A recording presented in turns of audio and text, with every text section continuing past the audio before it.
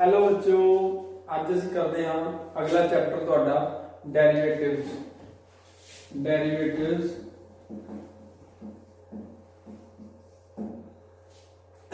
Derivatives करने तो पहला सानू कुछ बेसिक कंसैप्ट ਇਹਦੇ समझने जरूरी हैं। सब तो पहला किसी फंक्शन के वेरिएबल्स अगे भी ਅਸੀਂ डिस्कस किए हैं, बट हम फिर दोबारा करते हैं कि वेरिएबल्स की होंगे हैं। Variables of a function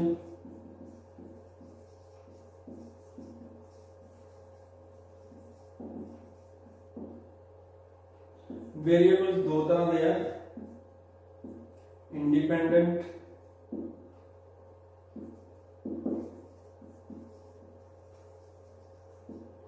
variable, दूसरा है डिपेंडेंट।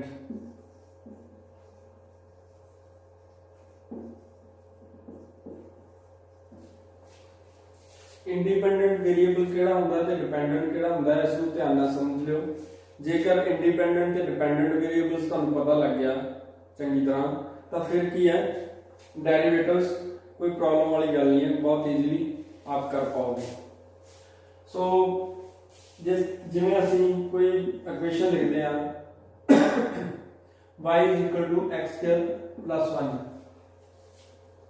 ਇਹਦੇ ਵਿੱਚ ਅਸੀਂ ਕੀ ਕਰਦੇ ਹਾਂ, y ਦੀਆਂ ਵੈਲਿਊਜ਼ ਕੱਢਣ ਲਈ, ਫਾਈਂਡ ਆਊਟ ਕਰਨ ਲਈ x ਦੀ ਵੈਲਿਊ ਅਸਿਊਮ ਕਰਦੇ ਹਾਂ 1 2 3 4, ਜੋ ਵੀ ਸਾਡਾ ਮਨਮਰਜ਼ੀ ਹੁੰਦੀ ਹੈ ਅਸੀਂ ਵੈਲਿਊਜ਼ ਅਸਿਊਮ ਕਰਕੇ y ਦੀਆਂ ਵੈਲਿਊਜ਼ ਫਾਈਂਡ ਆਊਟ ਕਰਦੇ ਹਾਂ। सो इसलिए पहले x ਦੀਆਂ वैल्यूज पुट करते हैं। x इतने इंडिपेंडेंट वेरिएबल है और y डिपेंडेंट है। तो ये आपको पता लग गया होगा कि इंडिपेंडेंट केड़ा है और डिपेंडेंट केड़ा है। x इतने इंडिपेंडेंट है और y डिपेंडेंट है। कुछ एग्जांपल्स भी ले लेते हैं वेरिएबल दियां, प्रैक्टिकल लाइफ दियां, तो पता चलेगा कि इंडिपेंडेंट वेरिएबल केड़ा और डिपेंडेंट केड़ा है। जिस तरह डाइट इंक्रीज करने ते जेड़ा कुछ ਅਸੀਂ ਖਾਂਦੇ ਆ ਜਾਂ डाइट इंक्रीज करने ते ਕੀ ਹੈ, ਸਾਡਾ weight ਵੱਧ ਜਾਂਦਾ ਹੈ, weight ਵੱਧ ਜਾਂਦਾ ਹੈ, ਜਾਂ डाइट ਠੀਕ ਨਾ ਲੈਣ ਤੇ weight ਘਟ ਜਾਂਦਾ ਹੈ। ਇਸ ਲਈ डाइट ਅਸੀਂ ਆਪਣੀ ਮਨਮਰਜ਼ੀ ਨਾਲ ਵਧਾ ਘਟਾ ਸਕਦੇ ਹਾਂ ਤੇ ਔਰ weight ਉਸ ਤੋਂ ਬਾਅਦ ਵਧੇ ਘਟੇਗਾ। इसलिए की है कि डाइट साडा इंडिपेंडेंट वेरिएबल है और वेट डिपेंडेंट है। जिवें असीं ट्रीज ज़्यादा लगाते हैं तो की है, साडा इकोसिस्टम है जो वो ठीक होएगा, हेल्दी एनवायरनमेंट होएगा।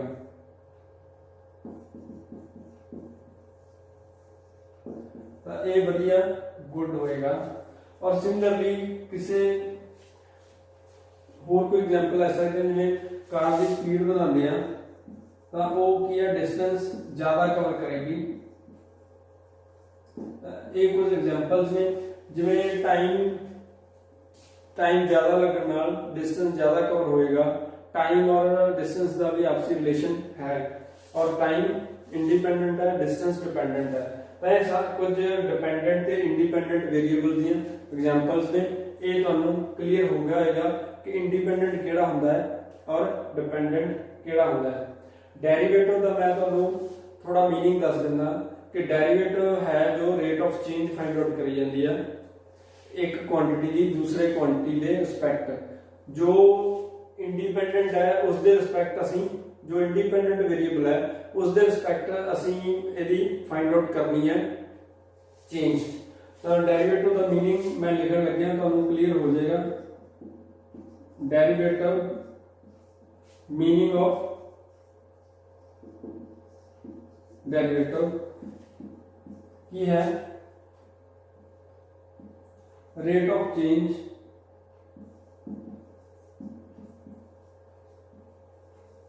Of y with respect to x।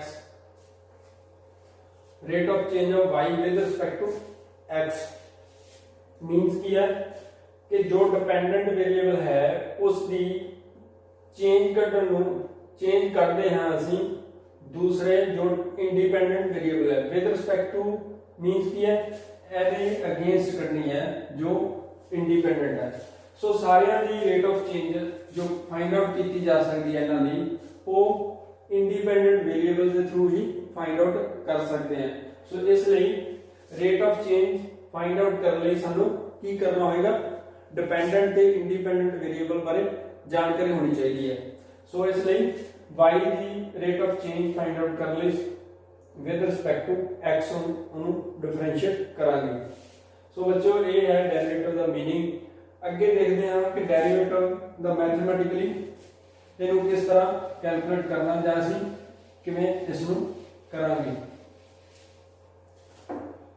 ਸੋ ਜਿਸ ਵੇਲੇ ਅਸੀਂ ਲਿਮਿਟ ਕੀਤੀ ਹੈ, ਲਿਮਿਟ ਵਾਲੇ ਚੈਪਟਰ ਦੇ ਵਿੱਚ ਅਸੀਂ ਦੇਖਿਆ ਕਿ ਇੱਕ ਵੇਰੀਏਬਲ ਅਪਰੋਚ ਕਰ ਰਿਹਾ ਹੈ, ਵੇਰੀਏਬਲ ਜੋ ਇੰਡੀਪੈਂਡੈਂਟ ਹੈ ਉਹ ਅਪਰੋਚ ਕਰ ਰਿਹਾ ਹੈ ਔਰ ਉਸ ਦਾ ਡਿਪੈਂਡੈਂਟ ਵੇਰੀਏਬਲ ਤੇ ਇਫੈਕਟ ਪੈ ਰਿਹਾ ਹੈ, ਇਸ ਕਰਕੇ ਉਹ ਵੀ ਬਦਲੇਗਾ ਜਾਂ ਉਹ ਵੀ ਚੇਂਜ ਹੋ ਰਿਹਾ ਹੈ। ਬਟ ਉਹਦੇ ਚੋਂ ਇਹ ਨਹੀਂ ਪਤਾ ਲੱਗਦਾ ਕਿ ਸਾਨੂੰ ਉਹ ਕਿੰਨਾ ਬਦਲ ਰਿਹਾ ਜਾਂ ਉਸ ਦੀ ਰੇਟ ਆਫ ਚੇਂਜ ਕੀ ਹੈ। ਇਹ ਡੈਰੀਵੇਟਿਵ ਹੈ ਜੋ ਲਿਮਿਟ ਤੋਂ ਅਗਲਾ ਸਟੈਪ ਹੈ ਔਰ ਇਹਦੇ ਵਿੱਚ ਅਸੀਂ rate of change find out ਕਰ ਲੈਂਦੇ ਹਾਂ ਔਰ ਦੂਸਰੇ ਦੇ ਵਿੱਚ ਜੋ ਲਿਮਿਟ ਹੈ ਉਹਦੇ ਵਿੱਚ ਸਾਨੂੰ ਸਿਰਫ ਪਤਾ ਲੱਗਦਾ ਸੀ ਕਿ ਇੱਕ ਵੇਰੀਏਬਲ ਵਧਣ ਨਾਲ ਦੂਸਰਾ ਕਿੰਨਾ ਕੁ ਵਧ ਰਿਹਾ, ਬਟ ਉਹਦੀ ਕੈਲਕੂਲੇਸ਼ਨ ਨਹੀਂ ਹੁੰਦੀ ਸੀ। ਹੁਣ ਅਸੀਂ ਇਹਦੇ ਵਿੱਚ ਡੈਰੀਵੇਟਿਵ ਦੇ ਵਿੱਚ ਕੈਲਕੂਲੇਸ਼ਨ ਕਰਨੀ ਹੈ ਕਿ ਇੱਕ ਚੇਂਜ ਹੋਣ ਨਾਲ ਦੂਸਰਾ ਕਿੰਨੇ ਗੁਣਾ ਚੇਂਜ ਹੋ ਰਿਹਾ ਹੈ। ਸੋ ਬੱਚਿਓ ਡੈਰੀਵੇਟਿਵ ਦਾ ਮੈਥਮੈਟਿਕਲੀ ਕੀ ਹੈ ਕਿ ਸਾਡੇ ਕੋਲ y fx, ਠੀਕ ਹੈ। ਇਹਦੇ ਵਿੱਚ ਦੋ ਵੇਰੀਏਬਲ ਨੇ, ਇੱਕ y ਹੈ ਔਰ ਇੱਕ x ਹੈ, ਜਾਂ ਅਸੀਂ ਐ ਲਿਖ ਸਕਦੇ ਹਾਂ fx ਚਲੋ y fx ਲਿਖੋ ਇੱਕ ਵਾਰ। ਔਰ ਹੁਣ ਕੀ ਹੈ, ਅਸੀਂ x ਨੂੰ ਕੁਝ ਇੰਕਰੀਮੈਂਟ ਦੇਣੀ ਹੈ, x ਨੂੰ ਬਦਲਾਂਗੇ ਔਰ y ਉੱਤੇ ਡਿਪੈਂਡੈਂਟ ਹੈ ਉਹ ਆਪਣੇ ਆਪ ਬਦਲ ਜਾਏਗਾ। ਜੋ x ਹੈ ਮੈਂ ਉਹਨੂੰ ਕੀ ਕਰਦਾ x plus delta x ਕਰ ਦੇਣਾ। delta x ਦੀ ਵੈਰੀ ਸਮਾਲ ਕੁਆਂਟੀਟੀ ਜੋ ਅਸੀਂ ਉਹਦੇ ਵਿੱਚ ਜੋੜ ਦਿੱਤੀ ਹੈ ਔਰ ਸਿਮਿਲਰਲੀ ਜੋ y ਹੈ ਮੈਂ ਉਹਨੂੰ ਵੀ ਸਮਾਲ ਇੰਕਰੀਮੈਂਟ ਦੇ ਦਿੰਦਾ ਹਾਂ ਔਰ ਉਹ ਡੈਲਟਾ y ਬਣ ਜਾਏਗੀ। ਬਟ ਉਹ ਬਣਨੀ ਆਪਣੇ ਆਪ ਹੈ, x ਦੇ ਵਿੱਚ ਚੇਂਜ ਆਉਣ ਨਾਲ y ਦੇ ਵਿੱਚ ਚੇਂਜ ਆਉਣੀ ਹੈ। ਸੋ ਇਸ ਲਈ ਇਹ ਮੇਰਾ ਫਸਟ ਨੰਬਰ ਹੈ। ਔਰ ਦੂਸਰਾ ਹੈ ਕਿ y plus delta y is equal to fx plus delta x। ਤਾਂ ਮੇਰੇ ਕੋਲ ਕੀ ਹੈ, ਇਹ ਦੂਸਰਾ ਨੰਬਰ ਹੈ। ਹੁਣ ਕੀ ਹੈ, ਜਿਹੜੀ ਅਸੀਂ ਚੇਂਜ ਫਾਈਂਡ ਆਊਟ ਕਰਨੀ ਹੈ ਉਹ ਚੇਂਜ ਪਹਿਲੇ ਸਬਟ੍ਰੈਕਟ ਕਰਾਂਗੇ ਔਰ ਉੱਥੋਂ ਸਾਨੂੰ ਪਤਾ ਲੱਗੇਗਾ ਕਿ ਉਹ ਕਿੰਨਾ ਕੁ ਅਸੀਂ ਉਹਦੇ ਵਿੱਚ ਚੇਂਜ ਪਾਈ ਹੈ। ਸੋ ਮੀਨਸ ਕੀ ਹੈ ਕਿ ਜਿਵੇਂ ਅਸੀਂ ਡਿਸਟੈਂਸ a ਪੁਆਇੰਟ ਤੋਂ b ਤੱਕ ਦਾ ਡਿਸਟੈਂਸ ਕਵਰ ਕਰਦੇ ਹਾਂ ਤੇ ਸਾਨੂੰ ਇਹ ਪਤਾ ਕਰਨਾ ਹੋਵੇ ਕਿ ਅਸੀਂ a ਤੇ b ਦੇ ਵਿਚਕਾਰ ਕਿੰਨਾ ਡਿਸਟੈਂਸ ਕਵਰ ਕੀਤਾ ਹੈ, ਤਾਂ ਅਸੀਂ ਕਿਵੇਂ ਕਰਦੇ ਹਾਂ ਕਿ b a ਕਰਾਂਗੇ ਤਾਂ ਸਾਡੇ ਕੋਲ a ਡਿਸਟੈਂਸ ਆ ਜਾਏਗਾ। ਕਿੰਨਾ ਅਸੀਂ ਡਿਸਟੈਂਸ ਆਏਗਾ ਸਾਡੇ ਕੋਲ ਜਿੰਨਾ ਅਸੀਂ ਕਵਰ ਕੀਤਾ ਹੈ ਇਥੋਂ। ਸੋ ਸਿਮਿਲਰਲੀ ਕਿ ਜਿਹੜਾ ਅਸੀਂ ਚੇਂਜ ਕੀਤਾ ਹੈ ਇਹਦੇ ਵਿੱਚ ਜਾਂ ਵੈਲਿਊ ਚੇਂਜ ਕੀਤੀ ਹੈ ਉਹਨੂੰ ਸਬਟ੍ਰੈਕਸ਼ਨ ਨਾਲ ਫਾਈਂਡ ਆਊਟ ਕਰ ਸਕਦੇ ਹਾਂ। ਸੋ ਸਬਟ੍ਰੈਕਟ ਕਰ ਦੋਗੇ, ਜੋ फाइनल वैल्यू है f x plus delta x minus f x is equal to जब इतने सबट्रैक्ट करांगे साढ़े को आएगा डेल्टा y, ठीक है। सो हुण रेट ऑफ चेंज है जिहड़ी जां इन दोनों पासे असीं डेल्टा x नाल डिवाइड कर दिंदे हां, डेल्टा x नाल दोनों पासे डिवाइड कर दोगे आप। ਹੁਣ ਕੀ ਹੈ, ਜਿਹੜੀ ਅਸੀਂ ਵੈਲਿਊ ਜਾਂ ਇੰਕਰੀਮੈਂਟ ਦਿੱਤੀ ਹੈ ਡੈਲਟਾ x, ਉਹ ਸਾਨੂੰ ਉਹਦੀ ਕੁਆਂਟੀਟੀ ਬਾਰੇ ਕੋਈ ਪਤਾ ਨਹੀਂ ਹੈ ਕਿ ਉਹ ਕਿੰਨੀ ਕੁ ਹੈ, ਬਹੁਤ ਜ਼ਿਆਦਾ ਹੈ, ਬਹੁਤ ਛੋਟੀ ਹੈ, ਬਹੁਤ ਕਮ ਹੈ। ਅਸੀਂ ਉਹਨੂੰ ਲਿਮਿਟ ਲਗਾ ਕੇ ਅਪਰੋਚ ਕਰਾ ਦਿੰਦੇ ਹਾਂ ਕਿ ਉਹ ਅਪਰੋਚਿੰਗ ਟੂ 0 ਹੈ, ਕਿ ਉਹ ਵੈਰੀ ਵੈਰੀ ਸਮਾਲ ਕੁਆਂਟੀਟੀ ਹੈ, ਉਹ ਬਹੁਤ ਜ਼ਿਆਦਾ ਵੱਡੀ ਕੁਆਂਟੀਟੀ ਨਹੀਂ ਹੈ। ਇਸ ਲਈ ਲਿਮਿਟ ਲਗਾ ਦਿੰਦੇ ਆ ਦੋਨੋਂ ਸਾਈਡ ਤੇ, limit delta x approaching to 0 f x plus delta x minus fx upon delta x is equal to limit delta x approaching to 0 delta y upon delta x। तो की है ए जो है लिमिट का क्वेश्चन होएगा तुहाडे लई जो तुसी पहला करके आए हो और ए वैल्यू एज इट इज रहेगी, ए अकॉर्डिंग टू फंक्शन चेंज होती रहेगी और ए जो है dy अपन dx विच बदल जाता है। dy अपन dx का मीनिंग की है derivative of y with respect to x, इसका मतलब है derivative of y with respect to x। इथे मैं लिख भी देना बराबर है derivative of y with respect to x। So ए डेरिवेटिव का फाइंड आउट हो गया y का विद रिस्पेक्ट टू x। ਇਹਨੂੰ ਤੁਸੀਂ याद रखना है, ਇਹਨੂੰ 5 स्टेप मैथड भी कहते हैं ਜਾਂ डेरिवेटिव बाय फर्स्ट प्रिंसिपल भी कहते हैं। ਇਹ ਹੈ ਮੈਥਮੈਟਿਕਲ ਐਸਪੈਕਟ ਕਿ ਅਸੀਂ ਪਹਿਲਾਂ ਜੋ ਫੰਕਸ਼ਨ ਲਿਆ ਹੋਇਆ ਹੈ ਉਹਦੇ ਵਿੱਚ x ਵੇਰੀਏਬਲ ਨੂੰ ਜੋ ਇੰਡੀਪੈਂਡੈਂਟ ਵੇਰੀਏਬਲ ਹੈ ਉਹਨੂੰ ਇੰਕਰੀਮੈਂਟ ਦੇ ਦਿੰਦੇ ਆ। ਇੰਕਰੀਮੈਂਟ ਦੇਣ ਨਾਲ ਦੂਸਰਾ y ਦੀਆਂ ਵੈਲਿਊਜ਼ ਵੀ ਚੇਂਜ ਹੋਣਗੀਆਂ ਜਾਂ ਉਸ ਫੰਕਸ਼ਨ ਦੀਆਂ ਵੈਲਿਊਜ਼ ਵੀ ਚੇਂਜ ਹੋਣਗੀਆਂ, ਉਹਦੇ ਵਿੱਚ ਵੀ ਕੁਝ ਬਦਲਾਅ ਆਏਗਾ। फिर वो बदलाव कितना आया ਅਸੀਂ उसकी सबट्रैक्शन करते हैं। सबट्रैक्शन करने तो बाद वो बदलाव किस दे अगेंस्ट है ਉਹਨੂੰ डिवाइड कर ਦਿੰਦੇ हैं। डिवाइड ਕਰਨ ਤੇ ਉਸ ਤੋਂ ਬਾਅਦ ਅਸੀਂ ਦੇਖਦੇ ਹਾਂ ਕਿ ਉਹ ਜੋ ਡਿਵਾਈਡ ਕੀਤਾ ਹੈ ਜਿਸ ਨਾਲ ਜਾਂ ਜੋ ਉਹਨੂੰ ਇੰਕਰੀਮੈਂਟ ਦਿੱਤੀ ਸੀਗੀ ਉਹ ਕਿੰਨੀ ਕੁ ਵੈਲਿਊ ਹੈ ਉਸ ਦਾ ਸਾਨੂੰ ਐਗਜ਼ੈਕਟ ਪਤਾ ਨਹੀਂ ਹੈ। ਇਸ ਲਈ ਉਹਨੂੰ ਡਿਫਾਈਨ ਕਰਨ ਲਈ ਉਸਨੂੰ ਮਿਨੀਮਮ ਕਰਨ ਲਈ डिफाइन कर देंगे कि वो 0 ਨੂੰ ਅਪਰੋਚ ਕਰ ਰਿਹਾ ਹੈ। जो ਅਸੀਂ ਐਡ ਕੀਤਾ ਹੈ ਉਹ ਵੈਲਿਊ ਕੁਝ ਵੀ ਨਹੀਂ ਹੈ, ਉਹ 0 ਨੂੰ ਅਪਰੋਚ ਕਰ ਰਹੀ ਹੈ ਤੇ ਇਸ ਨਾਲ ਅਸੀਂ ਉਹਦੇ ਤੇ ਦੋਨੋਂ ਸਾਈਡ ਤੇ ਲਿਮਿਟ ਲਗਾ ਦਿੰਦੇ ਹਾਂ। ਲਿਮਿਟ ਲਗਾਉਣ ਨਾਲ ਇਹ ਸਾਡੇ ਕੋਲ ਇਧਰ ਲਿਮਿਟ ਦਾ ਕੁਐਸਚਨ ਹੈ ਤੇ ਇਧਰ dy upon dx ਸਾਡੇ ਕੋਲ ਮਿਲ ਜਾਂਦਾ ਹੈ ਜੋ ਕਿ derivative of y with respect to x ਹੈ। ਤਾਂ ਇਹਨੂੰ ਤੁਸੀਂ ਕਰਨਾ ਹੋਏਗਾ, ਇਹਨੂੰ 5 ਸਟੈਪ ਮੈਥਡ ਵੀ ਕਹਿੰਦੇ ਆ। ਇਹਨੂੰ ਅਸੀਂ ਪਹਿਲਾ ਲਿਖ ਦਿੰਦੇ ਹਾਂ, ਦੂਸਰਾ ਜੋ इंक्रीमेंट दे देंगे ये दूसरा स्टेप होता है, उस तो बाद राइट करते हैं तीजा और जो लिमिट लगाते हैं ये चौथा, उस तो बाद लिमिट का क्वेश्चन सॉल्व करते हैं। 5 स्टेप पूरे हो जाते हैं। सो ये है इसका मैथमेटिकल कैलकुलेशन कि डेरिवेटिव बाय फर्स्ट प्रिंसिपल किस तरह फाइंड आउट किया जाता है।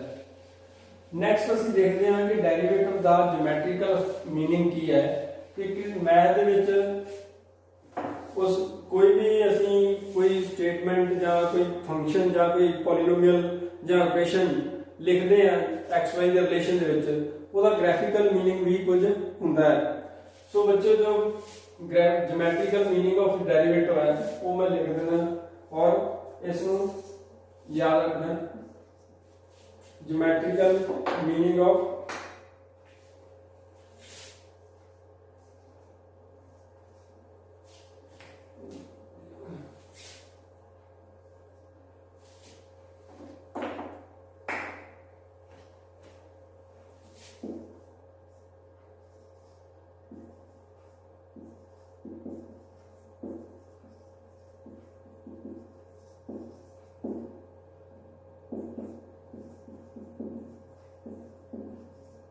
Geometrical meaning of derivative. The derivative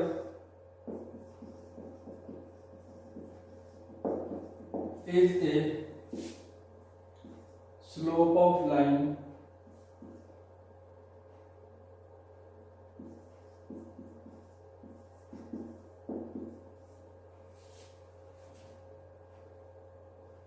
at given point।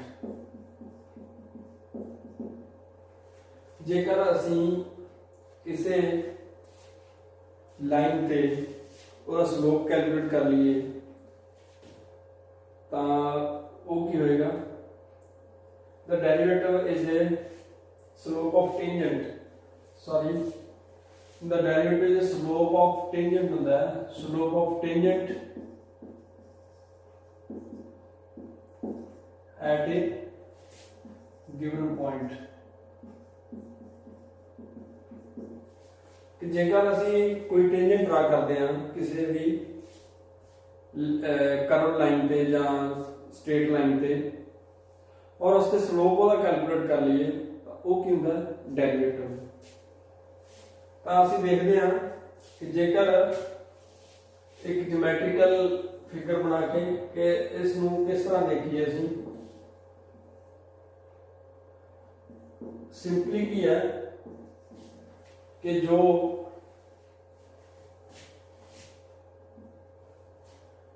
एक कर्व फिगर लेंगे हम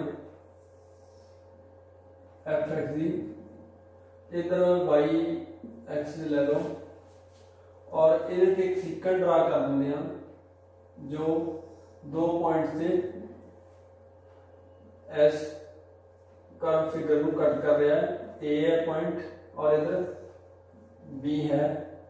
सपोज सॉरी इतने ए एंड बी ले लो, इधर आप एक्स एक्स ते एक्स ते इधर स्मॉल इंक्रीमेंट दे देंगे हैं और ये होएगा ਤੁਹਾਡਾ x प्लस डेल्टा x। ठीक है, इधर इस पैरेलल एक्सिस पे y का पॉइंट होएगा y और दूसरा इधर होएगा y प्लस डेल्टा y, या इनको fx भी लिख सकते हो, इनको F X plus delta x भी लिख सकते हो। ए जो इंक्रीमेंट है ए आई है, ये वैल्यू डेल्टा वाई की इंक्रीज इन वाई और इतने भी तुम इन्हों मैनेज कर सकते हो, डेल्टा वाई आएगा इतने भी। ठीक है, सो ये टेंजेंट नहीं है और असी की कीता है कि एक पॉइंट एक्स लिया सी और एक्स ਨੂੰ ਅਸੀਂ ਇੰਕਰੀਮੈਂਟ ਦਿੱਤਾ, ਉਹ ਚੇਂਜ ਹੋ ਗਿਆ x प्लस डेल्टा x ਵਿੱਚ, और जेकर x ਨੂੰ ਇੰਕਰੀਮੈਂਟ ਦਿੱਤਾ ਤਾਂ ਇਹਦੇ ਪੈਰਲਲ y ਦੇ ਵਿੱਚ ਵੀ डेल्टा y ਇੰਕਰੀਮੈਂਟ ਆਪਣੇ ਆਪ ਆ ਜਾਏਗੀ। ਸੋ ਇਸ ਲਈ ਕੀ ਹੈ ਕਿ ਜੇਕਰ ਅਸੀਂ ਇਹ ਚੇਂਜ ਫਾਈਂਡ ਆਊਟ ਕਰਨੀ ਹੈ ਤਾਂ ਅਸੀਂ ਕੀ ਕਰਦੇ ਹਾਂ f x plus delta x minus fx, ये सबट्रैक्शन कर देंगे हैं और दूसरे पासे की है x plus delta x minus x, ये दूसरी है। और जेकर ये चेंज फाइंड आउट करनी है तो असं डिवाइड करके इन्हों चेंज फाइंड आउट करते हैं। f x plus delta x minus F x divide by x plus delta x minus x, ये कट जाएंगे और बाकी जो रह जाएगा थोड़े को वो होगा F X plus delta X minus F x divide by delta x. हुण की है कि ज्योमेट्रिकल मीनिंग है जो उसका derivative is the tangent slope of tangent, ਤਾਂ ਇਹ ਪਹਿਲਾਂ ਤਾਂ ਹੁਣ ਇਸ ਵਕਤ ਜੋ ਦਿਖ ਰਿਹਾ ਮੈਨੂੰ ਇਹ ਸੀਕੈਂਟ ਹੈ, ਇਹ टेंजेंट है ही नहीं है। सो इस ਲਈ ਇਹ जो बी पॉइंट है जिस समय ए पे आ जाएगा उस समय ए टेंजेंट बनेगा।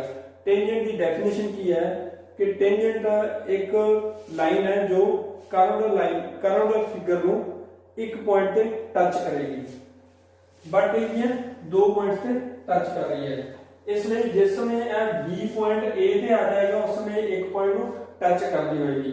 ये किस समय आएगा जिस समय ए वाला डिस्टेंस 0 होएगा। ए डिस्टेंस की है डेल्टा एक्स है, इसलिए डेल्टा एक्स जिस समय 0 हो जाएगा उस समय ए वाला बी पॉइंट ए पे आ जाएगा। बट की है कि असं लिमिट लगा के असं अप्रोच करा दें कि 0 नु डिस्टेंस अप्रोच करा देंगे तो मिनिमम डिस्टेंस होएगा जिथे ए वाला बी पॉइंट कंसाइड कर देगा ए पे। सो इसलिए taking limit delta x approaching to 0। दूसरे पासे की है कि जड़ी एक्स एक्सिस दी और वाई एक्सिस दी दोनों की चेंज है वो की है delta Y upon delta x. सो इसलिए इन्हों भी लिमिट लग जाएगी तो असं इन्हों लिख देते हैं limit delta x approaching to 0 delta Y upon delta X. तो इधर बच्चों लिमिट का क्वेश्चन बन गया delta x approaching to 0 F X plus delta X minus F X upon delta X is equal to D Y upon D X is equal to slope of tangent. So uh जो है line ए tangent बन जाएगी हुन और ए हुन इधर होएगा और ए जो पहले सीगा ये जो पहले एक सीकेंड है वो बदल के टेंजेंट बन जाएगा और ये इत्थे बन जाएगा जो इस पॉइंट से एक पॉइंट से उसको टच करेगा। सो ये है टेंजेंट लाइन। ਇਹ वाली लाइन तुम साफ कर सकते हो टेंजेंट। सो बच्चों ये इन्ना ही कि टेंजेंट लैके असली दा डेरिवेटिव दा मीनिंग ज्योमेट्रिकली भी देख लिया और दूसरा मैथमेटिकली भी देखा। तो इसको समझने की कोशिश करना। उस तो बाद कल असं इसके क्वेश्चन करते हैं कि डेरिवेटिव किवें फाइंड आउट होंदा है। अज तुसीं सिर्फ इन्ना ही मैं तुहानूं दस्सिया कि इसनूं किवें कैलकुलेट करते हैं और इहदे विच जरूरी है कि तुहानूं ये पता होना चाहिए इंडिपेंडेंट ते डिपेंडेंट वेरीएबल्स। फिर असीं की करते हैं इंडिपेंडेंट नूं कुछ इंक्रीमेंट दे दिंदे हैं, इंक्रीमेंट देण ते दूसरा वेरीएबल चेंज हो जाता है जो डिपेंडेंट है। डिपेंडेंट जो चेंज होता है दोनों के विच कितनी असीं इंक्रीमेंट दी वो सबट्रैक्शन करते हैं। सबट्रैक्शन करने तो बाद असीं जो चेंज करते हैं वो डिवाइड कर देंगे हैं। डिवाइड करने तो बाद असीं ये देखते हैं कि जो चेंज दी असीं वो बहुत ज़्यादा छोटी है, उसको असीं जीरो नूं अप्रोच करा देंगे हैं। जीरो नूं अप्रोच कराउण ते एक पासे लिमिट का क्वेश्चन बन जाता है और दूसरे पासे जो delta y upon delta x है वो d y upon d x convert हो जाता है। तो यह ही मेन है जो ये डेफिनेशन है डेरिवेटिव की जिहड़ी कि लिमिट के क्वेश्चन नाल सॉल्व होंदी है। इसलिए डेरिवेटिव का कॉन्सैप्ट पूरे का पूरा लिमिट पे डिपेंड करता है। तो सारे लिमिट के क्वेश्चन पहला तुसीं करने हैं चंगी तरह। मैं अपने वालों करवा दिते हैं सारे, बट तुसीं एक्सरसाइज के सारे क्वेश्चन एग्जाम्पल्स वो करने हैं चंगी तरह ताकि तुहाडी प्रैक्टिस हो सके और डेरिवेटिव के कॉन्सैप्ट नूं चंगी तरह जान जाओ। अगे डेरिवेटिव के क्वेश्चन भी करने होंगे। सो अज बच्चों इन्ना ही। Thank you very much.